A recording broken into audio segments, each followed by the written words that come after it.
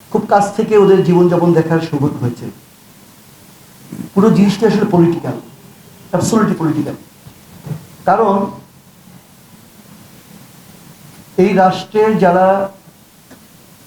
পরিচালনা করেছে যে সরকারগুলো, তারা এর যে গভীরতা, এই যে আমাদের পাহাড়ি বন্ধুরা, ভাইয়েরা, বোনেরা, এরা যে হিউম্যান বিইং, তারা যে কষ্টে আছে, ওই কষ্টগুলো আসলে তারা কখনো দেখে নাই। যেমন ধরেন তাদের চিকিৎসার ব্যাপার, এই যে 2500 ফিট উঁচুতে ওই পাহাড় পার হয়ে গিয়ে যে বাড়িগুলো, ওখান থেকে একজন লোক অসুস্থ হলে, কারো স্ট্রোক করলে, কারো কিডনি ডিজিজ হলে, ডায়রি হলে, তাকে কীভাবে রাঙামাটি দিয়ে আসবে?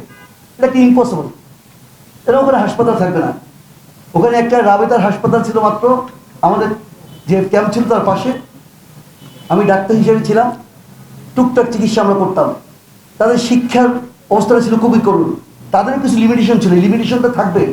যারা পশ্চাৎপদ থাকে তাদের অনেক স্টিগমা থাকে, প্রিজুডিস থাকে। এই প্রিজুডিস স্টিগমা ভাঙানোর দায়িত্ব হচ্ছে রাষ্ট্রের, সরকারের। সেইটা আমরা ভাঙাতে পারি নাই, যে কারণে আমাদের ওখানে মিলিটারি ম্যানদেরকে দিয়ে দেওয়া হয়েছে। এই ইনসার্জেন্সি যেটা হয়েছে, কাউন্টার ইনসার্জেন্সি হয়েছে, এই জিনিসগুলো আমরা কেন এটা আমরা ভোগ করবো? এই জন্য ভোগ করেছে যে তাদের যেটা প্রাপ্য, কেন একটা পার্টিকুলার জায়গায় আমাদের এই ভাইয়েরা থাকবেন। আমরা যদি ওই হিল ট্র্যাক্সে যেতে পারি, আমাদের লোক যদি ওখানে থাকতে পারে, তারা কেন দিনাজপুরে থাকবে না? তারা কেন সাতক্ষীরায় থাকবে না? এই জিনিসগুলো এমনিকে তো থাকে, আমাদের কাছে থাকে না। এই দায় দায়িত্বটা তো সরকারের, আমাদের। আমরা সেটা নিতে পারি নাই, সরকার সেখানে ব্যর্থ, রাষ্ট্র ব্যর্থ। কাজে আজকে যে অশান্ত পরিবেশ, এটাকে শান্ত করার দায়িত্ব বর্তমান অন্তর্বর্তীকালীন যে সরকার রয়েছে তাদের।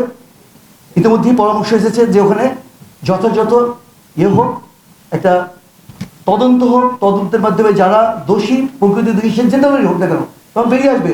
এই তথ্য প্রযুক্তির যুগে আপনি যে চিন্তাটা করেন এখন, আমি আপনার চোখের দিক তাকিয়ে বলতে পারবো যে আপনি কি চিন্তা করছেন। সেখানে কারা দোষী, কারা দোষী না, এটা বাইর করা কোনো কষ্টের বিষয় না। তো আমরা এবি বাহিনীর পক্ষ থেকে এখন 144 ধারা চলছে রাঙামাটি এবং খাগড়াছড়িতে। যখন এগুলো উঠে যাবে আমরা সেখানে যাব, এই ব্যক্তিদের সাথে কথা বলবো।